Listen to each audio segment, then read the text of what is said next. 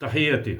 في لحظات التحول الكبرى لا يمكن أن تختصر الكلمات أو آلاف الكلمات هذا المشهد الدولي الذي ملأه ترامب نتيجة غطرسته واستكباره وأطماعه وجشعه ونرجسيته المدعومة بقوة وسلطة أمريكا في العالم، والمتجسدة في الاستعراض السافر لهذه القوة والاستخدام المتعمد للعنف خارج أي إطار قانوني، وهو ما عبر عنه وزير الحرب الأمريكي بلا مواربة حين قال أن بلاده قادرة بقوتها على الوصول إلى أي مكان في العالم. فأمريكا تريد أن تقول للعالم أن أمريكا هي القانون والقانون هو أمريكا. والأخطر من الفعل نفسه ما تلاه من ردات فعل أو بالأحرى غيابها، فتلك المشاهد الاستثنائية بما تحمله من دلالات صادمة لم تقابل بتنديد دولي واضح، بل بيانات باهتة متحفظة مهادنة تخشى أن تغضب رئيس العصابة ترامب.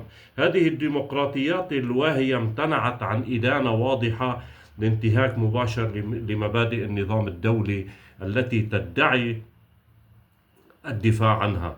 حاول الجميع تبرير صمته بالقول إن مادورو كان رجلا سيئا للغاية، لكن ماذا عن نتنياهو المطلوب من المحكمة الجنائية الدولية والمتهم بارتكاب جرائم حرب وجرائم ضد الإنسانية؟ في مثل هذا العالم لا مكان للدبلوماسية ولا للشرعية الدولية، بل لمنطق زعيم عصابة يعاقب كل من عارضه وتكسر ضلوع كل من يخرج من طاعته، ومن يرفض الخضوع يجعل عبرة للآخرين.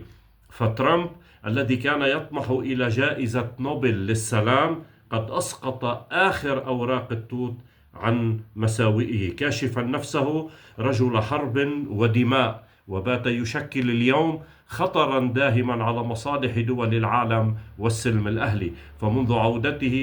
السلم العالمي. فمنذ عودته إلى البيت الأبيض شهد العالم تصاعدا مقلقا في بؤر الصراع، وتورطا بتدخله العسكري في غزة وإيران واليمن ولبنان وسوريا ونيجيريا والعراق والسودان والصومال وأوروبا وروسيا ودول شرق آسيا وفنزويلا، مع تهديدات يومية بقصف دول واحتلال أراضٍ وضم أخرى وابتزاز أنظمة، وكأن الأمر بالنسبة إليه لا يتجاوز مجرد تحية الصباح. فإذا استمر هذا الصمت العالمي وظل العالم يغض الطرف عن تجاوزات رجل أهوج للقانون الدولي يداعب غروره ويجاري حماقاته على حساب القانون والقيم، محاولا إرضاء رغباته وإشباع نزواته، فإنه لا يغامر بتلك الدول وحدها، بل بما تبقى من هذا النظام الدولي،